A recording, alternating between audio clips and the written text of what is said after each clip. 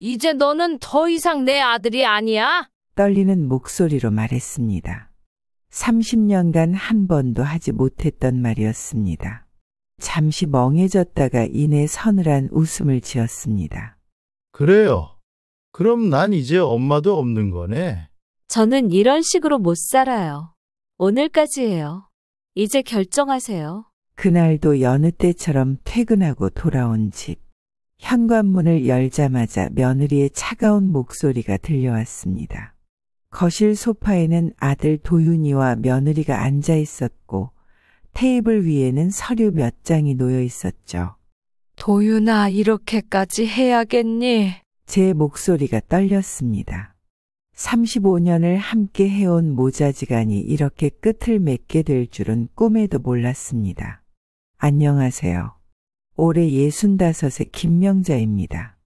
오늘 저는 제 인생에서 가장 힘들었던 이야기를 여러분과 나누려고 합니다. 1988년 그해 봄은 유난히 따뜻했습니다. 벚꽃이 흐드러지게 피던 4월의 어느 날 남편과 저는 서울 근교의 한 고아원을 찾았습니다. 결혼 3년 차였던 저희는 아이를 가질 수 없다는 의사의 선고를 받고 깊은 슬픔에 빠져 있었습니다. 여보, 우리가 낳지 못한다면 다른 아이에게 부모가 되어주는 건 어떨까요? 남편의 조심스러운 제안이 있은 후 며칠을 고민했습니다. 사실 저는 이미 마음이 기울어져 있었어요. 시어머님의 애 못 낳는 며느리, 소리에 지쳐있던 차에 새로운 희망이 보이는 것 같았거든요. 고아원으로 향하는 차 안에서 남편과 저는 설레는 마음을 감출 수 없었습니다. 낡은 건물 앞에 도착했을 때 작은 놀이터에서 뛰어노는 아이들의 웃음소리가 들려왔어요. 원장 선생님의 안내로 영화실에 들어섰을 때 처음 도윤이를 만났습니다. 생후 6개월의 작은 아기였죠. 까만 눈동자로 우리를 바라보던 그 아이. 안아보는 순간 이 아이가 우리의 운명이라는 걸 직감했습니다. 남편도 같은 마음이었나 봐요. 도윤이를 안아보는 순간 눈시울이 붉어졌으니까요. 입양 절차는 생각보다 복잡했지만 전혀 힘들지 않았습니다. 오히려 설렘으로 가득했죠. 서류 준비부터 심사, 가정방문까지 모든 과정이 새로운 가족을 맞이하는 소중한 시간이었습니다. 드디어 도윤이를 데려오는 날, 새로 꾸며놓은 아기 방에는 아담한 침대와 장난감들로 가득했어요. 도윤이가 처음으로 우리 집에 왔을 때 낯선 환경 때문인지 조금 울었지만 금세 적응했습니다. 첫날 밤 아기 침대 옆에서 밤새 지켜보았던 기억이 납니다. 도윤이는 무척 영리한 아이였어요. 또래보다 말도 빨리 배우고 걸음마도 일찍 시작했죠. 엄마! 라는 첫 말을 들었을 때의 그 감격은 지금도 생생합니다.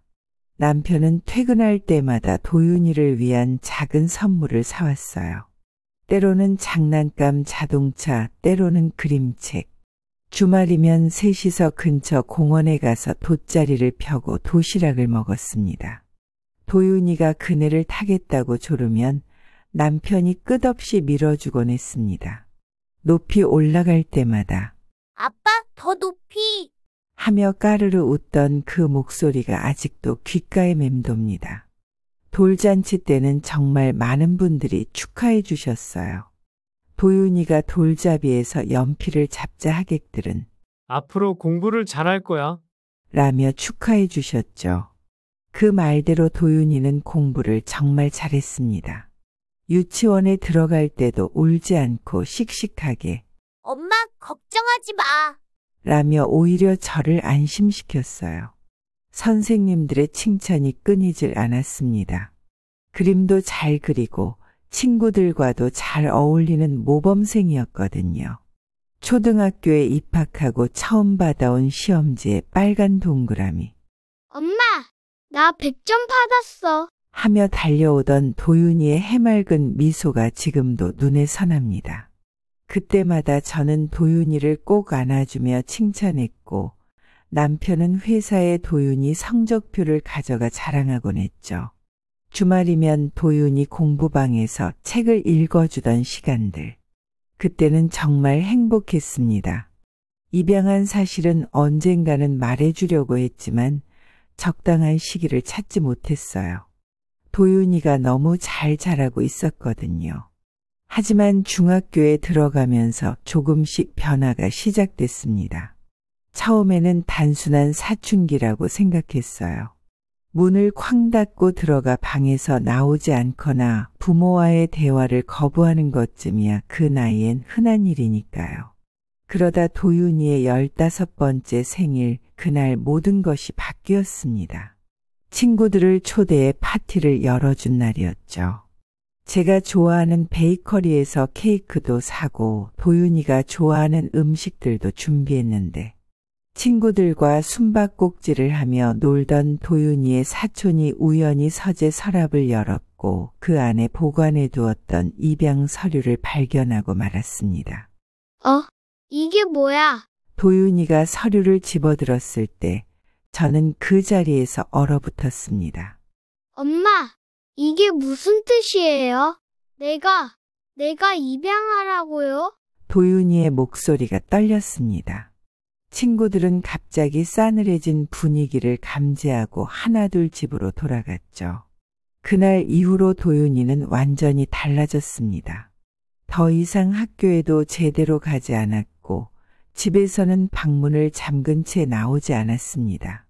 도윤아, 밥 먹자. 싫어요. 가세요. 그래도 한 끼는 먹어야. 나가요. 어차피 진짜 엄마도 아니면서. 매일 밤 도윤이의 방문 앞에서 눈물을 흘리며 서 있었죠. 남편은 저를 말없이 안아주었습니다. 담임 선생님의 전화가 매일같이 걸려왔어요. 도윤이가 결석했다거나 수업 시간에 잠만 잔다거나 친구들과 자주 다툰다는 내용이었죠. 알고 보니 학교에서도 입양 사실이 알려져 도윤이는 큰 상처를 받고 있었습니다. 그동안 모범생이라고 불리던 아이가 이제는 버려진 아이라는 수군거림을 듣게 된 거예요. 고등학교에 진학하면서 상황은 더욱 나빠졌습니다. 도윤이는 불량한 친구들과 어울리기 시작했고 담배 냄새를 풍기며 들어오는 날도 있었어요. 처음에는 용돈을 조금씩 더 달라고 했다가 점점 금액이 커졌고 거절하면 물건을 던지거나 큰 소리를 치기 시작했습니다. 엄마, 이번만 돈 좀 줘요. 꼭 필요해요. 도윤아, 지난번에도 그렇게 말했잖니? 아, 진짜 답답하네. 친엄마였으면 이렇게 안 했을 텐데. 그 말에 가슴이 무너져 내렸습니다. 남편은 밤마다 한숨을 쉬었고 저는 눈물로 밤을 지새웠죠. 결국 도윤이는 고등학교 2학년을 끝으로 자퇴를 선언했습니다. 공부 같은 거 안 할래요. 어차피 좀 버려진 아이잖아요. 그리고 얼마 지나지 않아 더 큰 문제가 찾아왔습니다. 도윤이가 도박에 빠진 것이었어요. 처음에는 친구들과 놀이 수준이었다던 것이 점점 커져서 급기야 수천만 원의 빚을 지게 되었습니다. 아버지 퇴직금이면 충분하잖아요. 그거 주면 되죠? 그 말을 들은 남편은 그 자리에서 쓰러지고 말았습니다.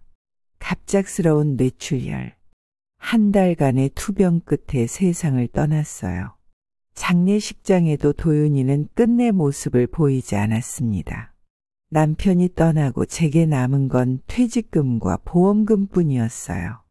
도윤이는 이제 그 돈마저 요구하기 시작했습니다. 그러다 올해 초 도윤이가 결혼을 했어요. 처음에는 결혼이 도윤이를 변화시킬 수 있지 않을까 작은 희망을 가졌습니다. 하지만 며느리까지 가세하면서 상황은 더욱 악화되었어요. 어머니, 신혼집 보증금은 당연히 주시는 거죠? 도윤아, 엄마가 가진 건 이제. 에이, 통장에 아직 돈 있는 거 다 아는데요. 며느리도 처음에는 상냥했습니다. 하지만 시간이 지날수록 달라졌어요. 어머니, 요즘은 다들 자식들한테 재산 증여하시는데 어머니도 시대에 맞춰 사세요. 그리고 이제 어머니 혼자 사시기엔 이 집이 너무 크잖아요. 결국 저는 지푸라기라도 잡는 심정으로 법률 상담을 받아보기로 했습니다. 어머님, 많이 힘드셨겠어요. 하지만 이대로는 어머님의 노후가 위험합니다. 파양을 고려해 보셨나요? 그 말을 들은 순간 온몸에 전율이 흘렀습니다. 35년을 키운 아들을. 그런데 그 순간 변호사님의 다음 말씀이 제 마음을 울렸어요. 어머님께서 아들을 위해 모든 걸 희생하셨지만 이제는 어머님 자신을 위한 선택을 하실 때예요. 법적으로라도 이 관계를 정리하지 않으면 앞으로 더 큰 피해를 보실 수 있습니다. 일주일을 끊임없이 고민했습니다. 잠도 제대로 이루지 못했어요. 하지만 도윤이와 며느리의 태도는 날이 갈수록 더 심해졌고 급기야 제 통장까지 요구하기 시작했습니다. 파양 소송을 시작하고 나서 도윤이에게도 내용 증명을 보냈습니다. 며칠 뒤 도윤이가 분노에 찬 목소리로 전화를 걸어왔어요. 어머니가 이러실 줄은 정말 몰랐네요. 저도 이제 가만히 있지 않을 거예요. 첫 재판 날 법정에서 도윤이를 마주했을 때의 그 감정은 지금도 잊을 수가 없습니다. 제가 키운 아들은 이제 완전히 다른 사람이 되어 있었어요. 차가운 눈빛으로 저를 노려보던 그 모습에 가슴이 무너져 내렸습니다. 재판은 3번에 걸쳐 진행됐어요. 도윤이 측에서는 제가 나쁜 어머니였다며 온갖 거짓 주장을 했고 저는 그동안 있었던 일들의 증거를 하나하나 제출했습니다.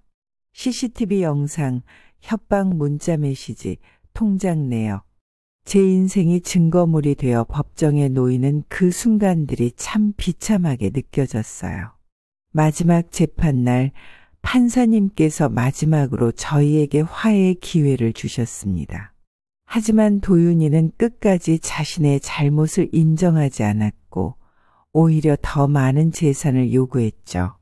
결국 저는 떨리는 목소리로 마지막 발언을 했습니다. 35년을 함께 했지만 이제는 더 이상 모자 관계를 이어갈 수 없을 것 같습니다.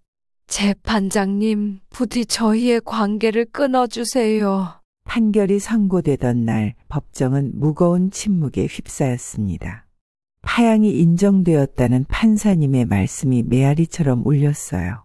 도윤이는 자리를 박차고 나가버렸고 저는 그 자리에 한동안 주저앉아 있었습니다. 이제는 혼자입니다. 하지만 전보다 더 담담하게, 더 단단하게 살아가고 있어요. 문화센터에서 뜨개질을 배우기 시작했고 이제는 제법 솜씨가 늘었답니다. 매주 토요일이면 산악회 활동도 하고 베란다에는 작은 화분들도 키우고 있어요. 남편이 살아있을 때 함께 가꾸던 화초들이죠. 매일 아침 물을 주고 잎을 닦아주는 일이 이제는 저희 낙이 되었습니다. 아래층에 사시는 김영숙 님과는 좋은 이웃이 되었어요. 비슷한 나이대의 그분과 함께 아파트 단지를 산책하며 이야기를 나누는 시간이 참 즐겁습니다. 요즘은 문화센터에서 수채화도 배우기 시작했어요. 처음에는 서툴렀지만 하나둘 완성해가는 그림들을 보며 작은 성취감을 느낍니다. 수업이 끝나면 반 친구들과 커피를 마시며 수다를 떱니다. 각자의 인생 이야기를 나누다 보면 어느새 시간이 훌쩍 지나 있곤 하죠. 매주 한 번씩 찾는 상담실에서도 이제는 많이 달라졌다고 해요. 처음에는 말하기조차 힘들었던 이야기들을 이제는 조금씩 꺼내놓을 수 있게 되었거든요. 도윤이 사진을 볼 때마다 흐르던 눈물도 이제는 조금씩 멈추어 갑니다. 산악회 회원들과 단풍 구경을 가던 날 문득 도윤이가 어렸을 때 생각이 났어요. 가족과 함께 단풍 구경 갔던 그때, 이제는 그런 추억도 담담하게 바라볼 수 있게 되었습니다. 한 달에 한 번 독서 모임에도 참여하고 있어요. 책 속의 이야기를 통해 서로의 아픔을 이해하고 위로하는 시간을 가집니다. 각자의 상처를 보듬으며 조금씩 치유되어 가는 것 같아요. 베란다에 화초들이 새싹을 틔울 때면 새로운 시작에 대한 희망도 함께 자라나는 것 같습니다. 이웃과 나누는 작은 정도 이제는 제 삶의 즐거움이 되었어요. 어제는 영숙 씨가 직접 담근 김치를 들고 왔더라고요. 저는 제가 기른 상추를 나눠드렸죠. 이렇게 소소한 나눔이 있어 하루하루가 따뜻합니다. 가끔 도윤이 생각이 날 때면 아직도 가슴 한켠이 아려옵니다. 특히 밤이 깊어 혼자 있을 때면 더 그래요.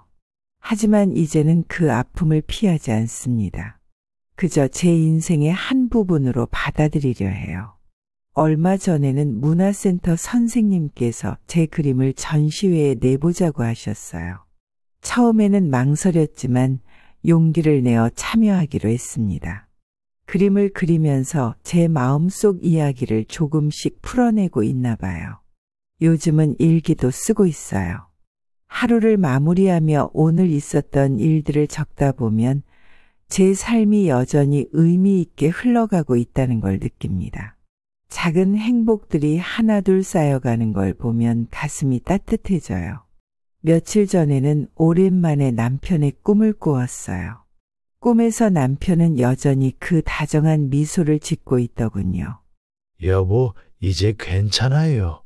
당신은 잘하고 있어요. 그 말이 아직도 귓가에 맴돕니다. 사실 저는 아직도 가끔 제가 좋은 어머니였는지 자문할 때가 있어요. 하지만 이제는 압니다. 우리는 모두 각자의 방식으로 최선을 다했다는 것을, 그리고 때로는 사랑하는 사람과 이별하는 것이 서로를 위한 길일 수 있다는 것도. 상담 선생님께서 얼마 전에 이런 말씀을 해주셨어요. 힘들었던 시간을 잘 견뎌내셨네요. 이제는 당신을 위한 시간을 가져보세요. 그 말씀이 제게 큰 위로가 되었습니다. 봄이 오면 제가 가장 좋아하는 벚꽃 나들이를 갈 생각입니다. 작년에는 혼자 가기가 두려워 포기했지만 이번에는 문화센터 친구들과 함께 가기로 했어요. 벌써부터 설렙니다. 산악회에서는 제가 총무를 맡게 되었어요. 처음에는 부담스러웠지만 이제는 회원들의 회비도 꼼꼼히 관리하고 등산 일정도 조율하면서 보람을 느끼고 있답니다. 얼마 전에는 동네 노인정에서 봉사활동도 시작했어요. 저보다 더 연세 드신 분들의 말벗이 되어드리는 일인데 오히려 제가 더 많은 위로와 지혜를 배우고 있습니다. 인생은 말이야. 끝날 때까지 끝난 게 아니야. 노인정에서 만난 팔순 할머니께서 해주신 말씀입니다. 그 말씀처럼 저는 아직도 배우고 성장하고 변화하고 있어요. 여러분, 혹시 지금 저와 비슷한 아픔을 겪고 계신가요? 포기하지 마세요. 늦었다고 생각하지도 마세요. 인생은 언제나 새로 시작할 수 있습니다. 우리 모두는 각자의 속도로 각자의 방식으로 살아갈 수 있으니까요. 지금까지 제 이야기를 들어주셔서 감사합니다. 여러분의 가정에도 평화와 행복이 가득하시길 바랍니다. 이런 이야기들이 도움이 되셨다면 구독과 좋아요 그리고 알림 설정도 부탁드립니다. 댓글로 여러분의 이야기도 들려주시면 감사하겠습니다. 다음에도 특별한 사연으로 찾아뵙도록 하겠습니다. 감사합니다.